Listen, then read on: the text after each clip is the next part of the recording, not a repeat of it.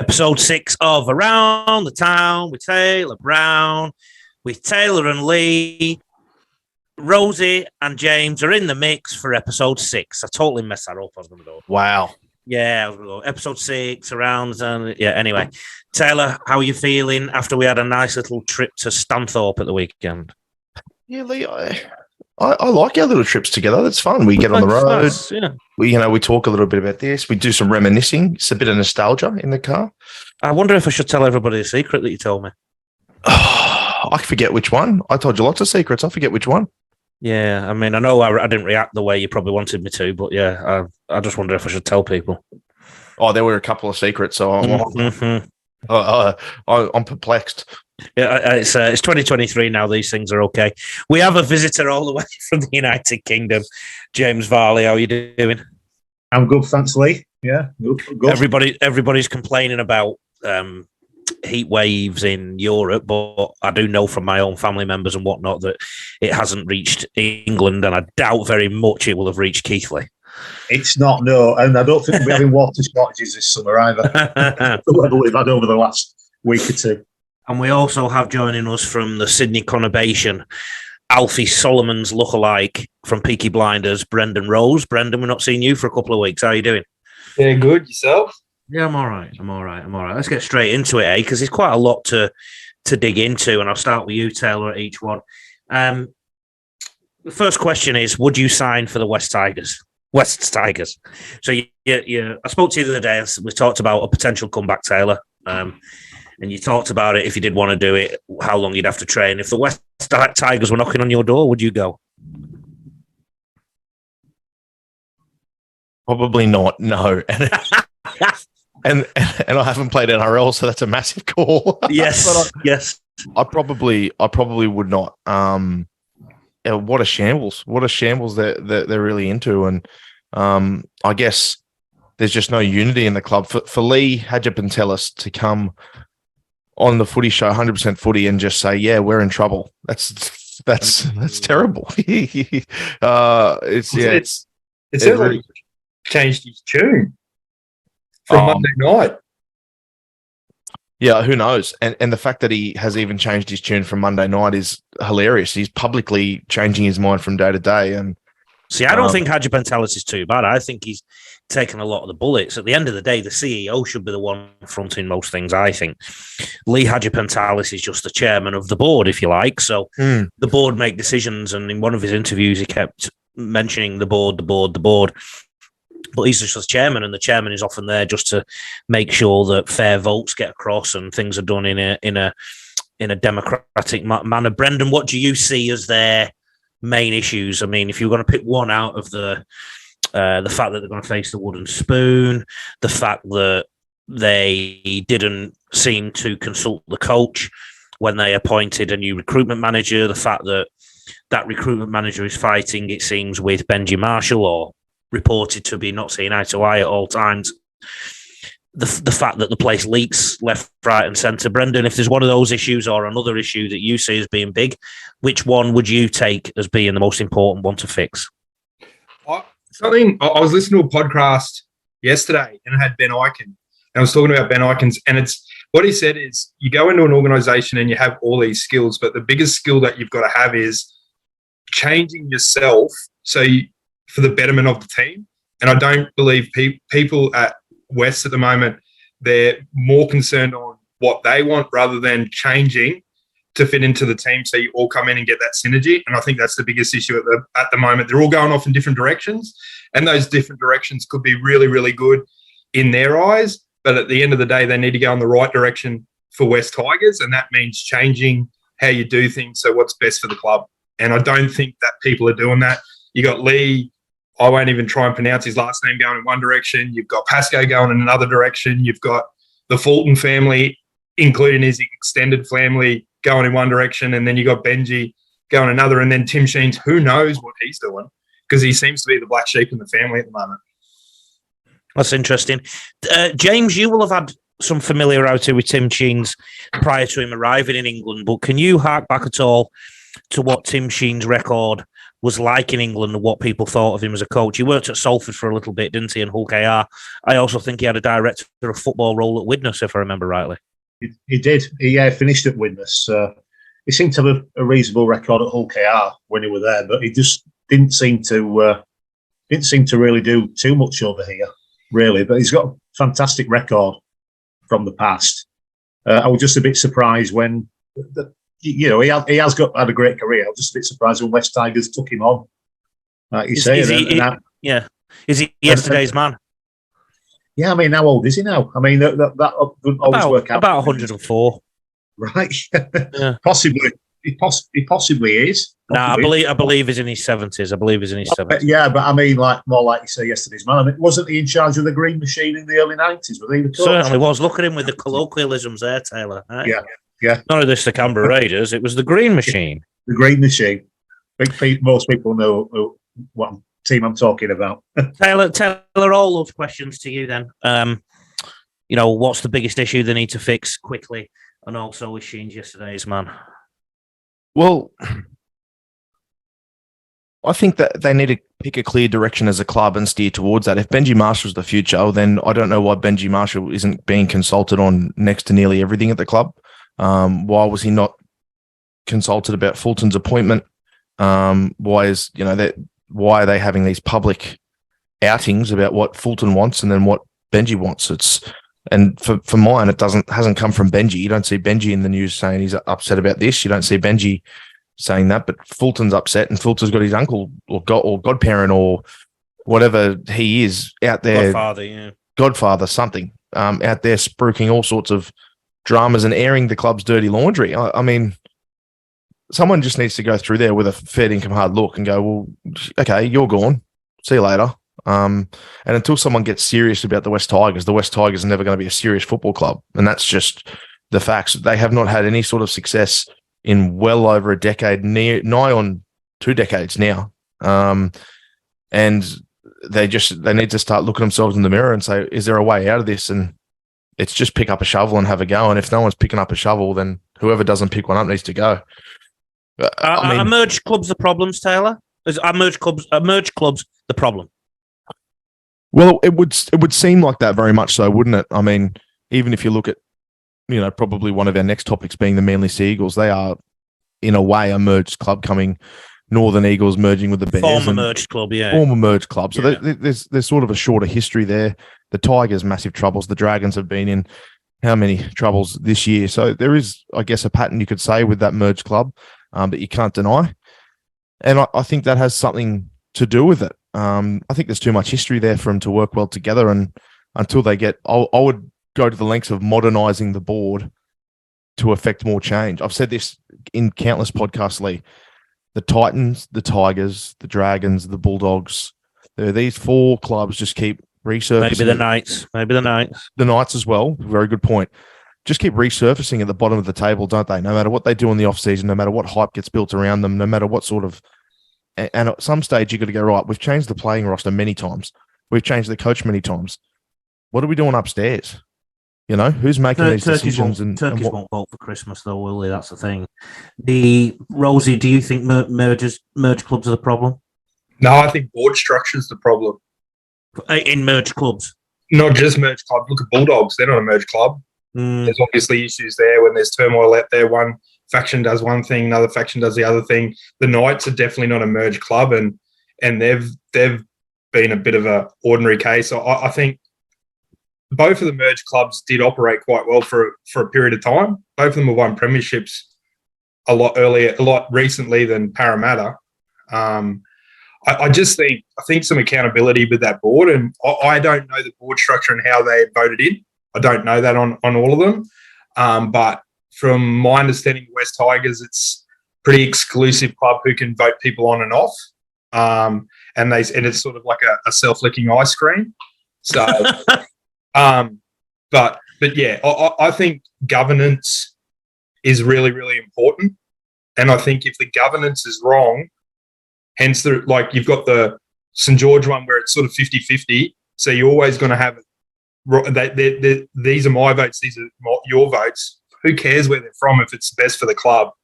Yeah, I think governance is a major issue, and unless you can get that governance right, whether you go down the Roosters track where it's run by one person and that one person's God, it's successful. Or I'm not available. I'm not available to run anything at the minute. yeah, but you know what I mean. Yeah, I just think governance is a major issue, and I think we're hiding behind the fact that they're merged clubs. That's James. What's the biggest basket case club in the top division in England?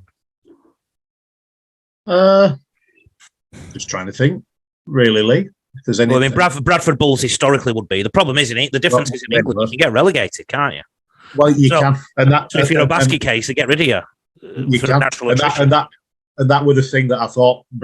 I'd argue with anybody that Bradford were destroyed by ownership, really, and they've been on a decline ever since. They seem to be financially stable now.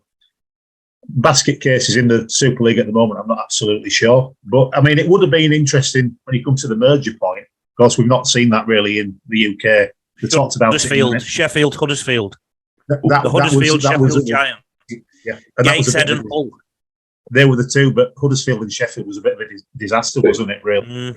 Who was the team? I saw a post on Facebook. It was a team in the Super League, and they had like 2 men and a dog in the grandstand, and it looked like a pretty new stadium as well. Could be anyone, mate. Lee, Taylor. I just had more of a think about the merged clubs. I mean, did it hurt? It did. It did. That sort of sharp stuff buzzing around my brain hurt. Was there any birds singing? The West Tigers formed in 2000. They merged in 2000. The St. George Illawarra Dragons merged in 1998. Both clubs had relatively good success early on. The Tigers winning a comp in 2005, the Dragons in 2010. Mind you, the Dragons went to the grand final in 99. So they had some pretty good success early on as clubs. Then they sort of both hit the trenches, can I say, middle. Well, Tigers probably earlier, more so. The Dragons hit the trenches that 2012 season, that 2010 sort of era, 2010 to 2020, and they just haven't come out of it. Maybe, they had early success. They thought they had this formula right, and now it's gone wrong, and they're probably just internally blaming each other. And you're right, the board management and the structure's not there. It's not a typical sort of board that you'd see, I guess, and they're starting to blame each other, and now it's all hit the skids. I don't see a way out for them at the moment either. It's a very murky waters, but I think certainly having that early success they may have thought the recipe was right, and they just never changed it. I'm just thinking, Taylor. Sorry, was that the time that Wayne Bennett was at St George? 09-10, round about that time. Yeah, 2010 he won the comp. Factor then? Yeah, 2010 the Dragons won the comp with Wayne. And, they had a lot of success under Wayne. And then when Wayne left, it sort of fell to bits, But that's standard for a Wayne leaving the club, though. He's got a bit of a history of that, other than at South. Yeah, other than at South, I would say so. I think the fact that South hasn't gone to pot after Wayne left showed that South was a better club structure than the others, than the Broncos, St George, Newcastle. But the Broncos didn't go too bad when Wayne initially left them in 2008. No, they just subtly slipped. Started to slip. Yeah. They subtly slipped. So that's not necessarily the second incarnation. They slipped quite significantly. The second incarnation they did. There's no denying that. But you could also argue he had a shorter time at the helm of the club and may not have necessarily had the hold on things he would have liked. Probably the reason why he left. Correct. Before we move on, Taylor, you were late to the party today. Have a guess what that implement over Brendan's left shoulder is, so the right as you look. Is it a harp? You've worked it out. I play harp in my spare time. I'll give you a clue. It wasn't dark 10 minutes ago. A colour-changing harp? Is it a light? We'll leave Taylor to see if he can guess as we go on. Manly Seagulls. I'm picturing Rosie sort of in the atrium of maybe heaven, just with wearing flowing white and just playing the harp as you stroll on in. And you just go, what am I doing here? How did this happen? Yeah. And Rosie's it's not heaven, it's Van Hulla. So and Rosie's just like playing the dodgy harp comedy sketch on Monty Python. He's just slowly lulling you into the reality that you're now no longer living. He's just, Manly Seagulls have this week released the list of players they have with what agents. I can promise you that it has gone down like a lead balloon with said agents because I know a couple of them. And having watched and listened to some comments pertaining to this issue, I don't know anybody who agrees with it. So, in terms of club decisions and club moves, Taylor, where does this one rank? Well, what the Manly Seagulls did was silly. It was overreactive. It was a knee-jerk sort of thing, and coming out and announcing that which players are with which managers and all that sort of thing. Not only was it a terrible PR move, but it actually backfired because then you can start counting the coaches and managers, the coaches and trainers that are actually managed by that player agent. They quickly become number one on the list. So all they've done is help the social media circus in and around it, which is not very good at all. And then when you count the incoming players, then it starts to get a little more ugly as well. But what I will say is this is also the player managing part of it was also a part of the West Tigers story this week as well. So there's two massive stories in rugby league this week, both of them over the influence and the stress about the influence of player managers within playing rosters in the NRL. So it probably highlights that maybe that we need some rules and governance in and around the major managers and the agents that we don't currently have. Or you know, what are they doing wrong? Who? Managers. I don't necessarily believe they're doing anything wrong at this stage. What's the governance that they need then? I just think that possibly I had this conversation with someone the other day. They released the salaries of the Broncos players the other day in the Courier Mail. Why did they do that? Very silly. I don't know why they did that, but it's a non-issue if everyone knows what they are anyway. You don't hear people talk about is it anyone's business? It's not anyone's business, Lee, but this is when you're in the public eye. People just want to know, and especially if it's under a shroud of cover, people want to know. Now, if it was out in the open, I don't think anyone would. I don't think it's a news story anymore if it's out in the open. I don't think it's a hidden thing that someone should be managed by another person. I just think it should be something. It's a non-event in most people's eyes. I think if you take away the cloud of mystery, you take away the story of all these sorts of things. Is that what Manly were trying to do, Brendan? I think they were. I don't know why. Like,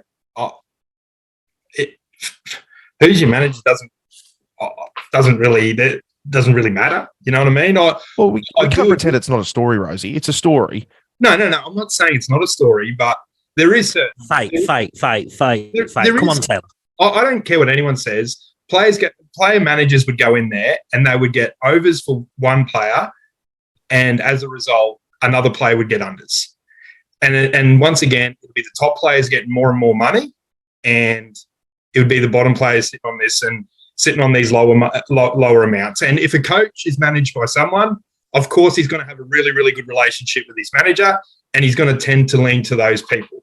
Who the person's manager is, I don't think that's a story. I agree with Taylor and what he's saying. That is, if you take the shroud of mystery away, there's not an issue. Over in the NFL, and I think the NBA and a lot of their professional sports over there, all the players' money is on public figures, so everyone knows what everyone's. You know what I mean? And I know the RLPA are pushing against this information coming out, but at the end of the day, if you know what I'm on, you know the clubs. The clubs being honest with the salary cap to a degree, but if a player's on 200,000 and they're driving around in a Maserati and living in Bondi, you'd have to have some question marks over how they can afford that. You know, but I agree. Maybe they have an OnlyFans account. Maybe they do. Maybe they're well endowed and they make some money that way. I know a business owner that's just about to sell his business, and I'm pretty sure that's what he's going into. OnlyFans. Will he be starting up a new business pretty soon? I didn't release any personal information. There's nothing to suggest who that person is. I'm owning it. It'd be me. But what Taylor's saying is 100% right. If you take that shroud of mystery away, well done, Taylor. And like there's an article going around with all the with Code Sport at the moment. What's your spine worth? You know what I mean? So you mean the spine of a football team, or your spine that we've all got? Your spine as a human is very valuable because if you don't have it, you can't do anything. Yeah, people would know what. Please, next time you talk, a lot of government jobs, people know what people are on because it's a standard amount. Yeah, but that's government. But these people, like, if you want to get What big, do you get for work, Rosa? Just tell us. You tell us, Taylor. Come on. well, it's Come not. on. It's Well, But what's Lee- your problem? You can't. I don't work in the public eye, Lee. I don't do those sorts of things. Yeah, I'm but you're on the I'm not- podcast. I'm not- You're on the not- around the thing with Taylor Brown, and you were on the Rugby League Coach podcast, and you're on Queensland League Scene, and you're on TV. You are actually on the public eye. What is your salary? okay. We need to know. I see- We are the public. We need to know. It's not right, is it? I see your point very much so. All I'm saying is that story is a non-story if it's a known thing, and that's one way around it. Is what I'm saying. What I'm also saying, Lee, is the issue here is there needs to be governance around playing managers. I would be happy About if- what though? if everyone knew who everyone was managed by. I don't think there's a problem with that. I don't think management is something completely different other than player salaries. If I was managed by Lee Addison, I'm not scared to tell anyone I'm managed by Lee Addison. That's just what it is. They're the facts. I would also go ahead and say that if you're talking about managers, why do trainers need managers? Why do assistant coaches need managers? They have them because they used to be players. I understand they used to be players. I understand that. But if the people making the decisions don't have managers, then they don't have a stake in the game. But everybody And- has a right to an agent, don't they? Well, everyone has right for In someone any any walk of life. everyone has rights for someone to help them through a contract and help them through those tough negotiation standards. Absolutely. But why can't we separate players' agents from Coach. agents of managers? You know what I mean? There are people out there that are, recruitment agents, and they go out and recruit people actively for work.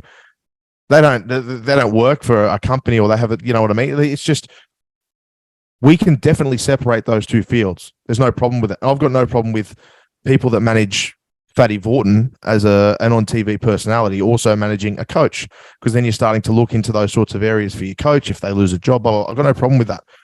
I just have a problem with player managers and coaches being on the same ticket. I think that's an ugly look.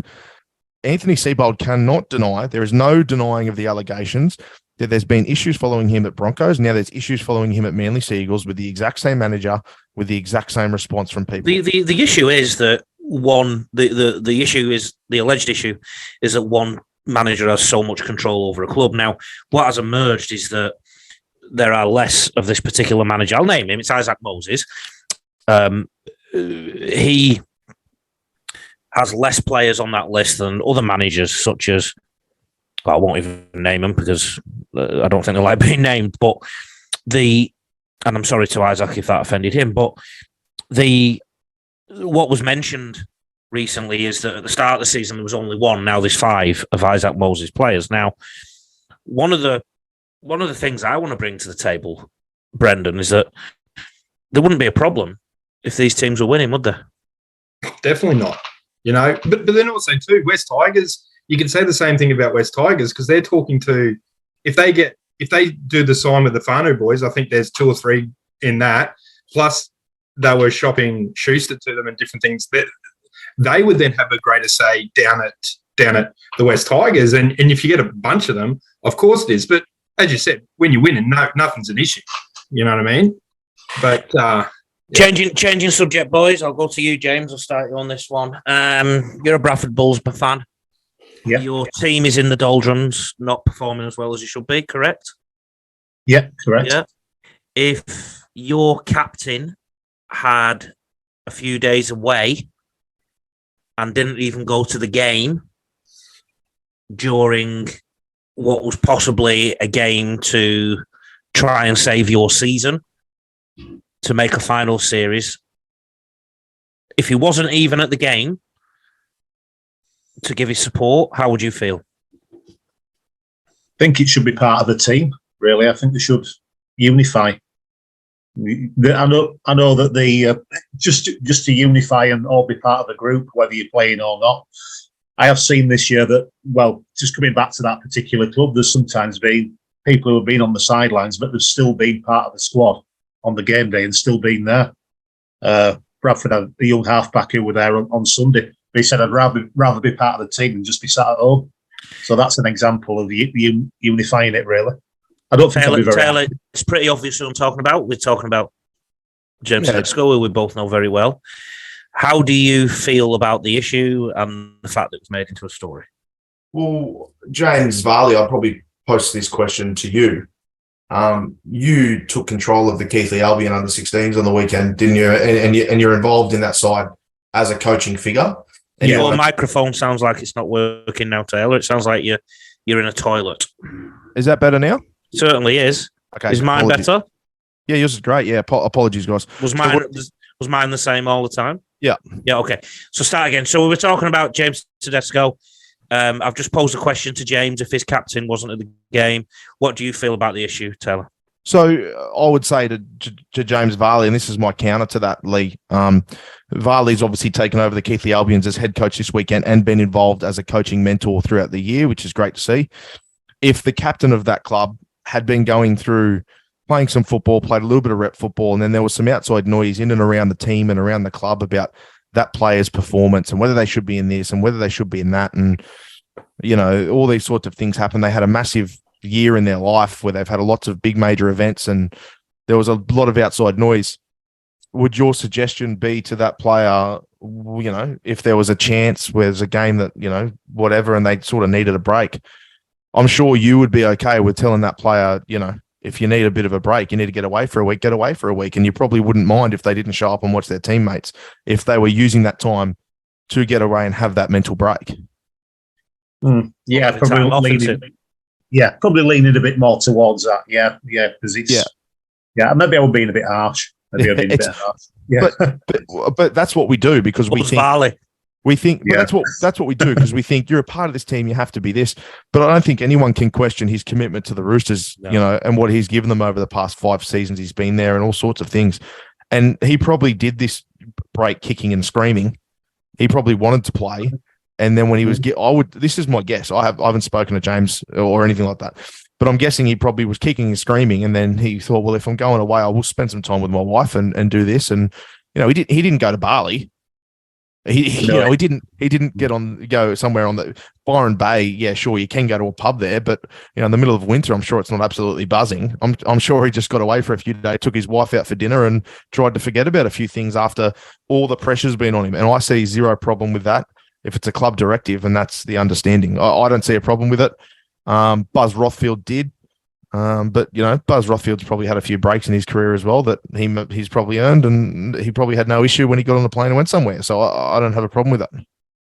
Where do you stand on it, Rosie? Well, if you're going to give a guy a weekend away, you don't want him at the game. The reason why you're giving him the week off and he's not injured is because he needs to be freshened up. You either play him or you give him the weekend off. But once again, what you said there earlier, I don't think Payne Haas was at the game with the Broncos versus Canterbury, but no one's talking about it because the Broncos are sitting in second and they won the game. Yeah, I don't support the telegraph line at all from Buzz. And I think it's this kind of thing that gets him offside with people sometimes, even though I tend to respect his journalistic prowess. But in hindsight of that, I probably wouldn't be posting on social media that I'm away with my wife. Well, he didn't. Okay. He didn't. I posted I was away with my wife on Sunday, my work wife. Yes. Yeah, and I think the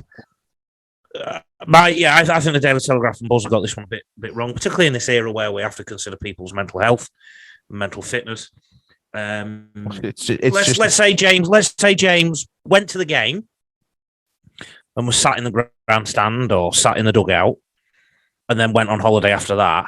What would have happened is he might have copped some flack from supporters. Now, let's not forget he's been the captain of the state that has lost the last 2 series, and his position has been under threat. So I actually support him taking the time out away.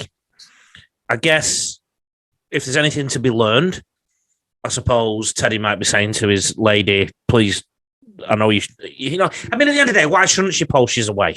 Yeah. Like, honestly, well, what kind of world we're in? But I guess what I would do if I was Trent Robinson is next time, just say in the press briefing that week, we've given James Tedesco the week off. I've told him to get away and relax, just to get away. Because I think it's actually a great man management move by Trent Robinson if he's giving him the green light. So, do you think Buzz still writes a story, Butley, even if Trent Robinson does that? Well, that's Buzz's problem, isn't it? So then the pressure goes on Trent Robinson. Whereas right now it's still on James Tedesco, I think. I mean, because Trent Robinson is being reactive to the story. So, Mm. And that was the good thing Ricky Stewart did with the Crocker case. He says, that's right. he took the bullets. I'm not playing him because I want him to run out on his 300th game in Canberra. But I suppose a big thing for a coach to do is take pressure off your players. Yeah. And take the book yourself, really. Oh, listen to this man talk. He's coached one game at the weekend, and now he's all coming over. The new rugby league coach is James Varley. I've got my. Tell us, James, about your coaching this weekend. Talk us through it. They were very enjoyable. I tried to. Have you been sharpening the knife so you can stab the old coach in the back? Or? No, nothing like that. We worked together. I've just tried to have my new knowledge to the team. So there'll be none of that going on. I'm looking forward to being in control next year and having a better pre-season. Yeah. He's not even fresh in his grave, mate. He's not even in there yet. And you go, I can't wait to take control next year. I'll do it better. I hope he doesn't watch the podcast. I know. It's If this bloke calls- not coaching them next year, so we're all right. If So this I'm bloke saying- goes missing, call the coroner. Yeah. Mate, just tell you what. Yeah, I know. He'll be relaxing on his holiday in Greece at the moment, thinking all is well, and I'm backstabbing him like this. No, but Any it went further well. guesses? Sorry, go on. Tell us about your coaching, mate. It went well. I enjoyed it. I planned for the game as well as I could do. What did you do? What did that look like? Tactically on Tell us your positions. tactics then. Right, on each. Well, compressed defence, ideally. We do need to work on the slide. But Are your players big or small? that some of them are small, and I've gone on the theory that you've kind of said that the hardest place to defend is a wing. So Yes. I'll put in some of the smaller wingers inside, a couple of defenders inside with a bigger Interesting. player around them Yeah, on each side, Yeah. and switching them in attack and defence. How many points did you concede? 26, we've scored 14. Oh, okay. Yeah. But we've let. I must admit, I'll say this publicly. We let 40 and 50 points in sometimes this season, so Okay. we are improving. So we James scored a is few. saying he's better than the previous coach. Well, oh, mate, what an arsehole. I'm saying the team are improving. each week. Especially this That's week. sure. Especially this week when the coach is away. And the man of the match is myself. Thank you Yeah. very much. I really enjoyed it. I enjoyed it. I mean, I must admit, Yeah, because you didn't have to play second fiddle to that coach who's gone on holiday, mate. No, Like, I was a I'm the little man bit. now. I was a little bit nervous before because it was only to me being in actual charge, but I did enjoy it. But my feet Okay. are firmly on the floor. Did you dress differently? No, still stay the same. I've not actually got any club kit yet. Now that's slack. I need to get some club kit. So you go there with no clothes on? Went there with an England football top on that I've had with the high vis on. So we'll give some club kit, really. Be like Keith Lard, you won't know. These two won't know what I'm talking about. No. Taylor, you texted me earlier and said you've got a left field origin coach selection for New South Wales for me. Yeah, I had a listener of the podcast actually text in. Do we have a name? I'm going to leave the name anonymous. I'm going to Oh, leave the name anonymous. this sounds ominous. Never mind, anonymous. No, it's not ominous. I'm going to leave it anonymous for now. He didn't say that I could use his names. It's a male. It's a male. It's a male. So we've got that. Yep. We've got that. You've narrowed it down. Out of the 28 different genders, we know it's a male. Thank you. Yep. Yeah. And the left field call was for Benji Marshall and Stacey Jones to Oh, coach New South in Origin. That stinks. Lee, you can't just. This is a listener. You can't just do that. You can't do And now we've only got 2 listeners, not 3. Yeah. Yeah, and they call Benji Marshall and Stacey Jones. Listen, they made some good points about neither coach having too much of an emotional attachment to any player that will be selected because there's no, you know what I mean? They're not anything like that. They won't care. Yep. And you can't deny they had passion because of the relationships with the Kiwi jersey and things like that. So They've had passion, but none for this jersey. none to this jersey. That's So- like saying, because you've shown passion to your wife Naomi, I am now going to employ you to have passion with Rosie's wife. Well, That's- I'd have to ask Rosie as the CEO. No, but listen, that's a terrible explanation. That's Would terrible. he be director of football? That's terrible, Lee. That's absolutely shocking. You're mate. overseeing You can't it. say that. But if why, all jokes aside, why aren't you the coach for New Zealand? Who? Stacey, James, and Benji. Are you sure in this text he didn't go New Zealand? Is that Well- not who we meant? Well, New- I then just Zealand.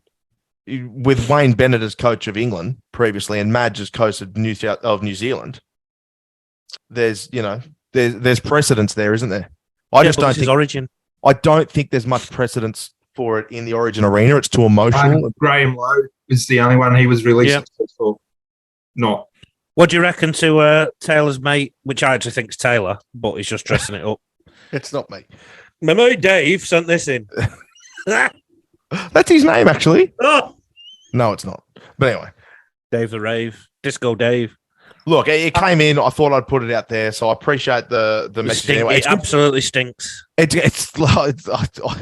actually did say I'll bring it up on the podcast, but I don't know how Lee will react. I kind of predicted that one. I predicted that. Dave, or whatever your name is, it stinks.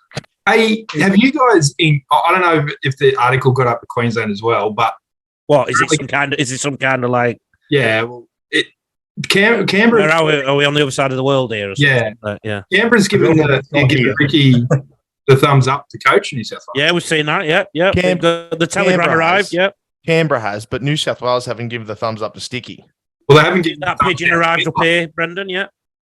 What's that? Yeah. Well, to be honest, New South Wales haven't given the thumbs down to Fittler yet. So This is Well, the state has. It's just the board that hasn't. it's just the board that hasn't. It's very much New South Wales not reacting to that. It feels like a Victoria's Secret model saying she wants to go home with you, and you just going, I'll pass. You know, it just doesn't. It's not good. You know, it's Well, if crazy. you're gay, you would pass, wouldn't you? What are you saying? If you're a about the gay board? man, a Victoria's Secret model came up to you and said, "Can I come home?" You'd go, "Yeah, but maybe for a cup of tea or something." Not. You'd argue Victoria's Secret models transcend those sort of lines. I mean, Do they? It's yeah, a story, Lee. but aren't Does that mean an attractive man you'd take home, Taylor? Oh, I never said that, Lee. I just said Oh. you could argue. I What didn't say about a I man that argued transcends lines? Have you ever heard of a devil's advocate? And that's what I was being there, a devil's advocate. Around the town with Taylor Brown. Imagine that, eh? Hey, quick This is one. descending. This is descending. Getting back onto Origin real stuff. Do you think that Fittler's got some credence in saying that the New South Wales ex-players, because they wore the jersey, they can't criticise him? No, load of rubbish.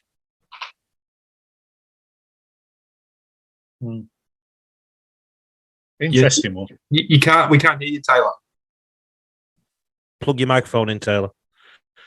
For those watching in black and white, Taylor is playing with his black microphone, which is smaller than my black microphone.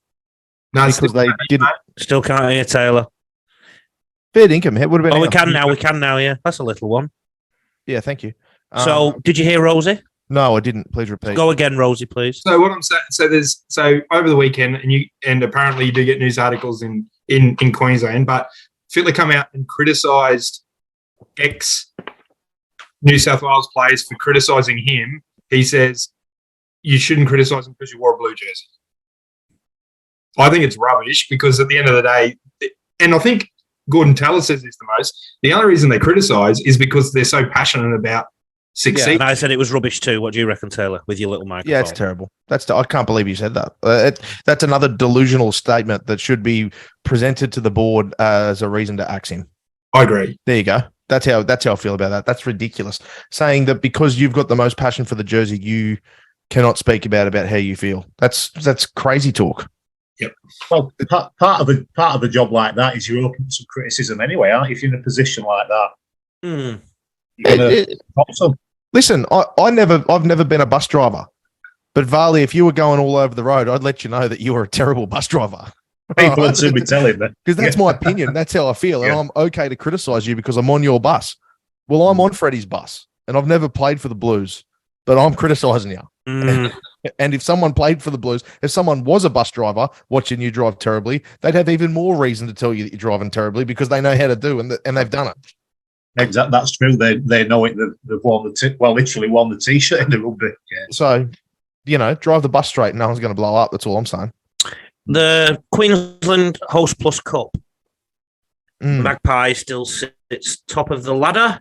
They're still sitting pretty, aren't they, the Magpies? Yeah, 30 points at the top. Bears and Seagulls just behind them. 28 to the Bears, 26 Seagulls, 25 Dolphins, 25 Tigers, 24 Capras, and then 22 and 21 the Seagulls and Falcons. The Pride are also on 21, so they can sort of consider themselves joint eighth, I suppose, at the moment. And we all know who's bottom, the Jets. And then there's a bit of a race on between the Cutters in sixth and Clydesdale. Sorry, with six and Clydesdale with eight to try and get the 13th spot because there's a clear run to the Devils. So first of all, Taylor, first question to you. How's the ladder? What's the ladder saying to us? So who's still within a shout of winning the competition? Who do you expect to be the top four? All those kind of things.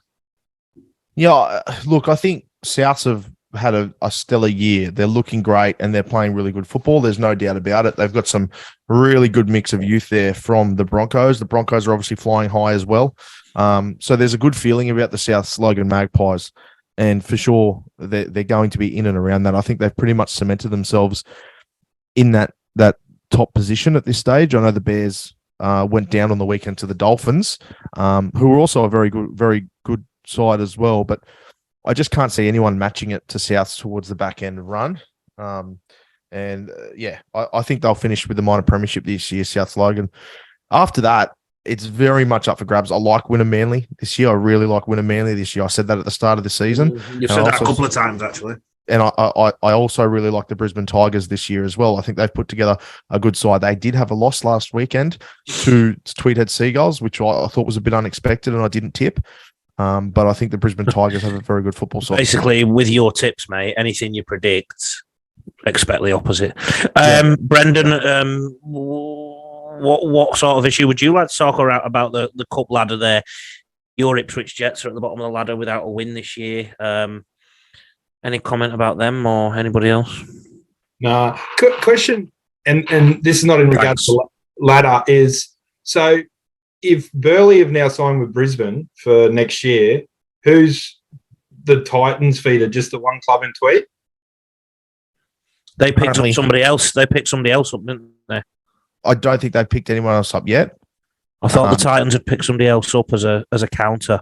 No, I don't. Oh, I'm mixing them up with the Dolphins. Sorry, Dolphins picked up North. Yeah, so Dolphins have picked up Norths, the Dolphins, the Redcliffe Dolphins, and they've also got the Capras. So they've got 3 allocations. I doubt that they'll expand that to 4. I think that's a very good number for them. I don't think they should expand any further. It gives them a very strong hold on the north side of Brisbane, with also securing a large catchment area with the Capras. I think that was actually a very good business move by the Dolphins. I think that's could. I know the Jets are with the Roosters, but surely looking at the ladder and the Titan and Tweed, is surely you're going to make a phone call. Yeah, I think they do need to make a phone call. The Jets. I don't think the phone call's coming back to them from Burleigh. From the Titans. I think if you remember a couple of years ago, the Titans actually were with Ipswich Jets. Yeah, I was in Ipswich at the time. Jets have had a lot of clubs in the last decade. I think they've nearly had everyone. So they've more clubs than Tiger Woods. They've had the Broncos. They've had the Titans. Now they're with the Roosters in an allocation that doesn't actually. They've had the Knights. They've had many players. They've had they've had the Raiders. Yep. Back in the day. So you're now looking at a stage where you go, right, South Logan are currently with the Broncos as a winner Manly. I don't see that going anytime soon. They've also just secured the Bears. The only clubs available in Southeast Queensland are the Brisbane Tigers, who are pretty happy with the Storm, I'd say, Brisbane Tigers. I thought because the Storm are moving in with Norths, are the Storm going to have 3 teams? Storm aren't moving in with North. The Dolphins. Yeah, North Sydney. They're moving in with North Sydney. Oh yeah, they are moving in with North Sydney. Correct there. Sorry. Yeah, I presume they would keep the three teams. Okay. If they moved away from any of them, I wouldn't be surprised if they moved away from the Falcons. My understanding was they were pretty tight in the Falcons because they'd signed a multi-year deal because they use it as that's a catchment area for them. Yeah, well, Yeah. I just think that that's probably the first one they'd lose. They've got a very strong connection to the Brisbane Tigers as Yeah. well, and it's a very good base for them when they're in Brisbane. So they like the Tigers. Yeah. I think they'll keep the Brisbane Tigers. I'm very sort of up in the air. I don't know where the Titans go to next. I wouldn't be surprised if the Titans keep Tweed heads and then possibly look at a New South Wales Cup club. Who Sorry? would you who they're all tied up? Yeah, they're all tied. North Sydney was the only one that wasn't tied up, but I think there's a few clubs in and around there that might be interested. You remember, you've had a situation where the Storm and the Sharks used to feed into a New South Wales Cup team. Yeah, they both the Storm and the Shark used to feed into Newtown. That's right. And they Yeah. actually fed into a side that wore Cronulla Sharks jerseys with purple trim. I forget what year that was, Lee. You'll have to check me on that. I think it was 09. But Say that again. Who wore purple? Oh, they've done that more recently. the Cronulla Sharks and the Melbourne Storm shared a New South Wales Cup side. And Yeah, it they was, did. And it was a Cronulla Sharks jersey with purple trim. To me, that I feel that was only a few years ago. It was, yeah. It was So- because Storm put where you're from.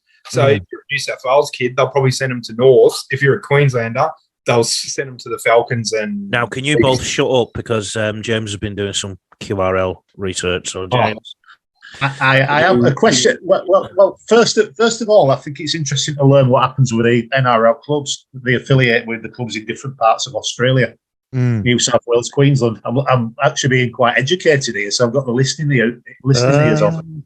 God give you 2 ears and 1 mouth so you can do twice as much listening, Jimmy lad. Exactly, that's why. That for nature's reason. A question I'd like to ask Taylor. Keighley Cougars, my local club, have just recruited Matt Foster as a coach, and he was at Burleigh Bears. Do you know anything much about him? I don't know if it was the reserve side there. They've got some grand finals and everything over the last few years. Yeah, the reserve side has had a very successful couple of Yeah. years in that comp. I don't know him as a coach. I Right. don't really keep up with the Gold Coast A grade competition, to be fair. But yeah, they have had a few success. They have won the comp a couple of times. The Burleigh Bears team in that comp. So to put it in some kind of context, James, Keithley have just employed a coach. It's like employing somebody from the north, not quite the northwest counties, like a national amateur league. Yeah, and that Equivalent. probably says it. I mean, he or- did play.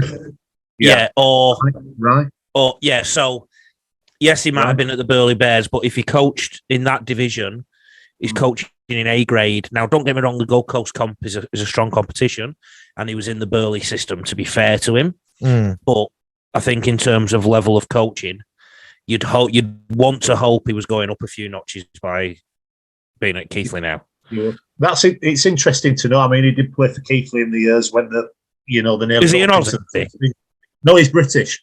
I just Okay. wondered if anybody knew much about him, really, Yeah. Taylor, with No, being in no. that comp. Yeah. Sorry, I apologise. I don't know much about him, but they have had a good couple of years there at Burleigh, and if he's in that system, they have had a successful couple of years in that Host Plus Cup region as well. So that's a fair shout. Be interesting to see how he goes. Yeah. What else? Well, Taylor, that's enough. This is James's pocket. James, what else have you got? I was just looking at the highlights things. Really, I must admit the little highlights reel of the weekend. We can't And I say, think- yeah. Well, go on. What have you got? Have Ipswich Jets got a fullback called Lyndon something? Lyndon something? Have we got? Yeah, have they got one of them? Lyndon, no, he took a kick through. He took a high kick, but the chase wasn't particularly good. But he said they got a good try. I noticed that. The fullback is called Denzel Burns, so you were close Yeah. with. Oh right, I was You've got him close. Lincoln. Yeah, I might have got the teams the wrong way around. I'm not sure. I have done a bit of research. I've got all the results written down. We gave him a pedestal, mate, and look at him. We gave him the go. I've thrown it away. I've thrown my opportunity away. Rosie, I've been actually having a think about it. I would not be surprised if the Gold Coast are actually not picking up another club. And just go and see a reserve grade. That's the naughty word that you're not allowed to speak of if you're a QRL supporter. Sorry, they will feed into one team. No, they'll feed into a national reserve grade. There's a massive push, and I mean a massive push, Rosie, Down here, for a yeah. national reserve grade I competition. thought it was off the table.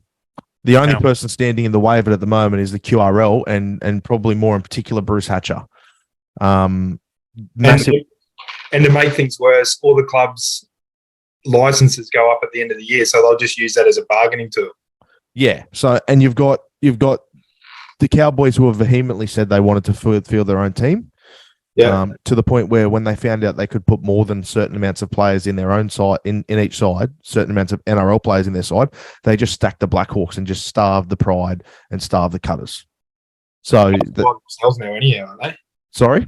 Cutters cut ties, or They've sort of cut ties in the fact they don't get any players anymore. No players from the Cowboys go to those clubs anymore.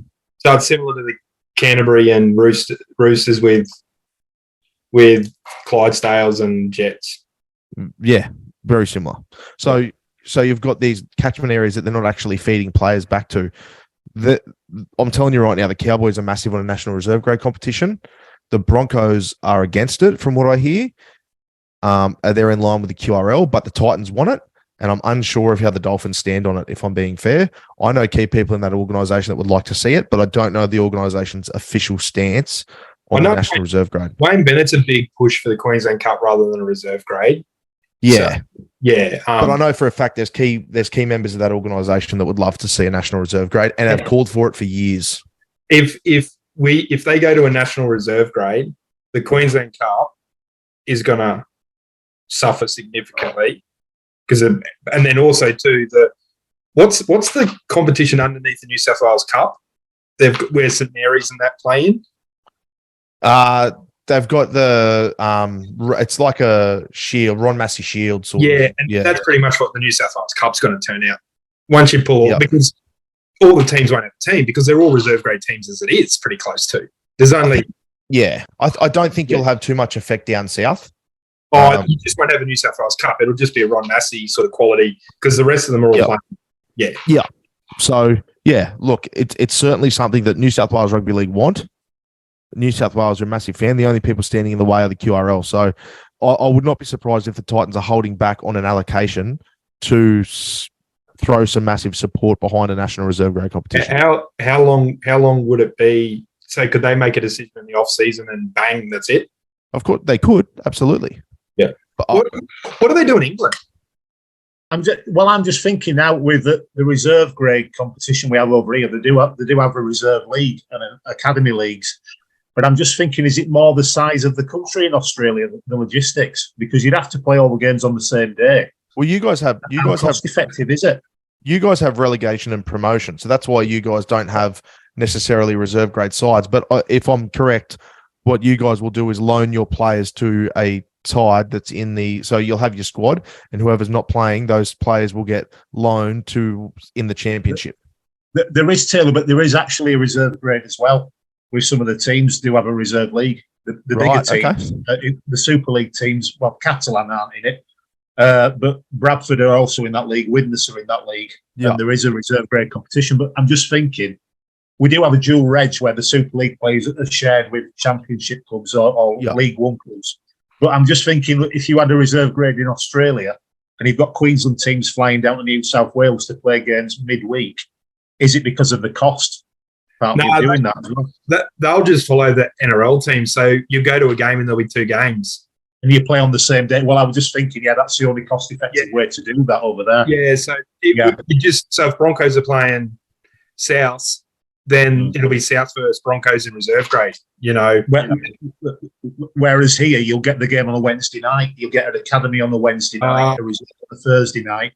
And it works like that, but it's an N62 corridor game over here, and it's any rugby league teams within an hour and a half, unless you play a Cumbrian team or London, they're all local.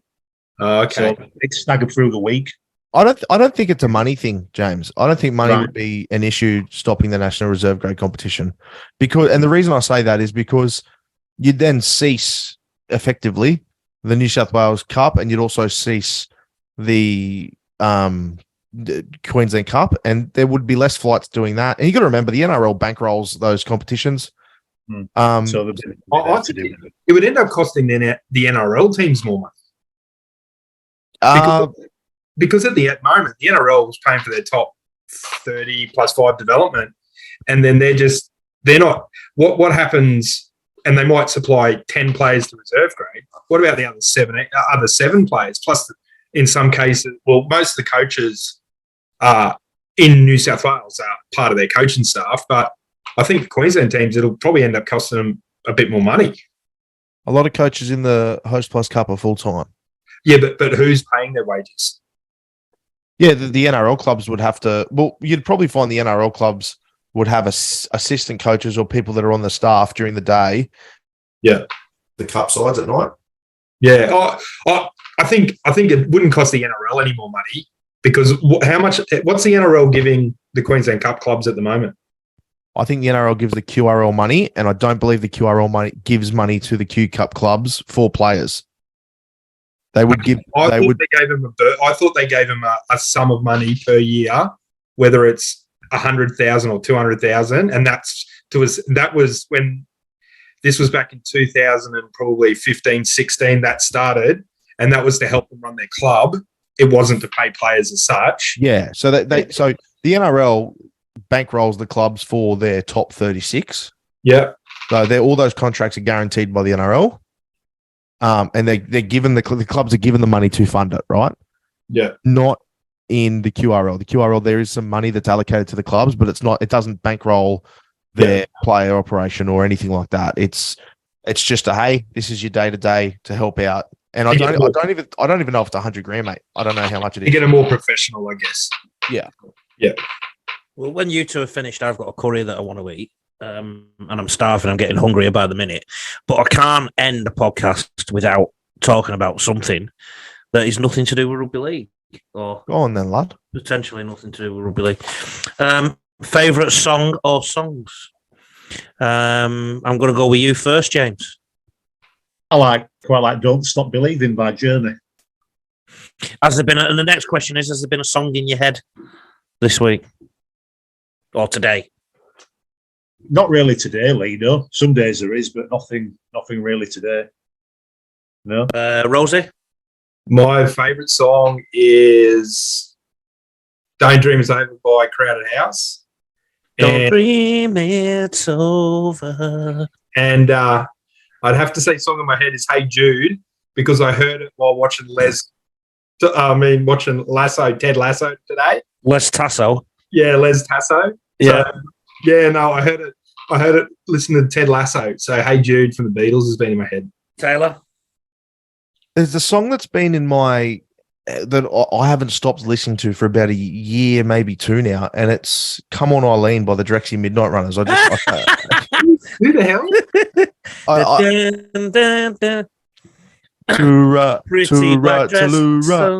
Yeah. Oh, yeah.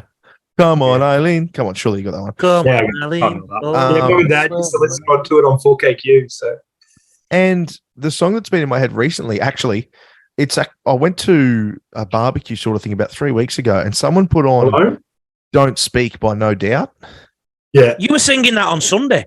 Yeah, and I just honestly, I had a No Doubt playlist in my car, and I've just been absolutely pumping. Like, It's My Life. I'm just a girl. It's just just absolutely into it. Yeah.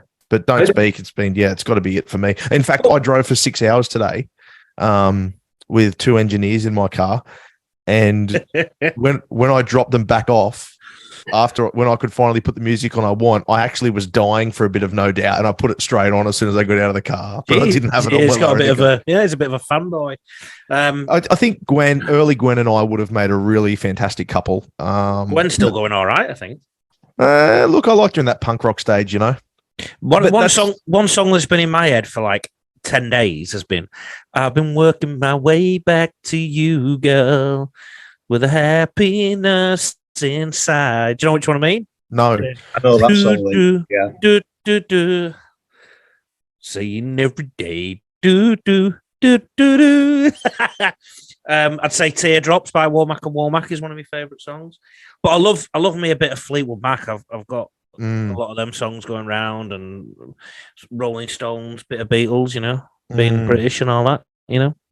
Yeah. Any others of your favourites, James? I like that. I like a bit of U2 music as well. U2? Yeah. When a Yorkshireman says it, U2? Yeah. Like that sort of music. A lot of it's going back, I must admit, back to the 80s and stuff, really, but it's like that. Bit of Bryan Adams. What about I saw U2 at Round A Park. I was working there. At Leeds, right? Really? Yeah. Good. What I about won't go Getting with that. Jiggy with It by Will Smith? Do you like that, James Varley? Getting Jiggy with It by Will Smith. Oh, he likes getting jiggy with it. I was at a concert about 6 months ago, and the Living End were playing, and they played a song, and it reminded me of Lee Addison. It was called Uncle Dave Shitting in the Bath. The Living End. Who were they? What's that? Living End. I'm trying to think who they are. What they did. It doesn't matter. They sing a song called Uncle Dave Shitting in the Bath, and he thought of you immediately. That's the punchline to this story, Lee. Don't dig too deep. I can't believe you don't know Newcastle's second greatest band. I guess Silverchair better win that title. Living the Silverchair. Living End. I'm trying to think what they sung. I'm going to search it now. I think they've even played at a grand final. Yeah, but there's some shite plays at the. when the Do you reckon they'll get the Drexy every Midnight time the Runners? NRL preview show comes on, I always cringe. Do you reckon they'll get the Drexy Midnight Runners this year for the grand final? or Don't Speak. Oh, yeah. Don't. If they brought Gwen Stefani back, I'd pay triple for a ticket. There you go. I've said it. Yeah, I'm just listening to White Noise. I'd muscle my way into the what- media section as TB Media. I'd muscle my way in there just to get a What's the one-on-one most with them. famous song? From who? The Living End. It wouldn't be White Noise. It'd be Bringing the Hair. All Torn Down. All Torn Down would be their biggest song. Yeah.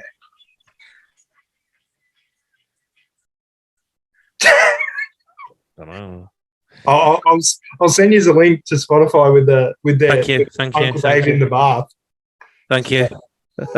Dave shitting in the bath. Dave shitting in the bath. In the bath. There we go. Man, that was a ripper podcast. An hour and 10 minutes of goodness. When are you off to the motherland, Lee? Coming soon. Coming soon. Very soon. I'll be at the 5th test. Who's your pick for this? Apparently it's raining. Is that right, James? Mate. Wet over here today, yeah. And I'm not Overcast conditions. Aussies without Nathan Lyon. Jimmy Anderson coming back to bowl from his end at his ground. Probably his last ever test against Australia. Everything pointing towards England winning. Thank you. How far is Old Trafford from your old man's house? Further from my old man's house than it was from the house that I grew up in. So my, where I grew up and that still lived in. It's about, you can walk there. Yeah. It's a bit of a trek, but you can walk there. Yeah. What about the real Old Trafford? How far is that? Not far away from Old Trafford at all. The one that you're referring to, that ashtray. Yeah. Didn't they used The to red get ashtray. sometimes when the teams would play at Old Trafford, a rugby league match, didn't they get changed in the changing rooms at Old Trafford Cricket Ground? Yeah, sometimes. Yeah. Yeah. That's how close. Yeah. it is. You just had to, They've got arrange the middle stump. because they just renovated Old Trafford, and they've got that big conference center Yes. that overlooks the ground. Yes. That was about 5 years ago, Rosie. Yeah. Well, I saw it at Last Ashes. Yeah. They turned the wicket at 90 degrees, didn't they, because of the old pavilions at the end rather than at the side now. This is the bloody rugby league podcast, not the cricket podcast. Yeah, I know. We As both much like as I our love me cricket league. cricket, Yeah. You're just changing the subject because you're going to lose the Ashes. Taylor looks like that spinner who couldn't get the gig because Shane Warne was in his way. What's his name? Stuart McGill. Stuart McGill. And, He was the one- he got kidnapped. Yeah. Did he actually? Really? Oh, yeah, he did Really? too. Yeah, but they reckon that he was. It was a big con job or something. There's more to that story that meets the eye. Apparently. Yeah. Yeah, right. There we go. Okay. and I reckon if I Harry- got kidnapped, they'd send me back. Well, we know for sure. Based on today, you want to get kidnapped by Gwen Stefani. and Harry Brooks, a local lad, he was born Harry in Brooks kidnapping him as well. Yeah, Harry I'm Brooks saying and Gwen he's, Stefani. he's a local lad. He was born in Keighley. Harry Brooks, the England batsman. What's that got to do with Old Trafford or Gwen Stefani? Is Harry No, Brook Luke no, Brooks' that's- brother? yeah. Some sort of. I told you it's not the cricket podcast, James. I know. I'm going well off track. To fall down. I've been leaning on it with my chair. We've got to go. Anyway, we've had a long innings, Lee, haven't we? This morning. Yeah. So this going that one in. It's called Yeah, drinks yeah, before I get bowled. Don't get caught behind, James. I'm trying not to. I'm stumped for an answer. Anyway, See you, boys. great to join you, boys. See you later.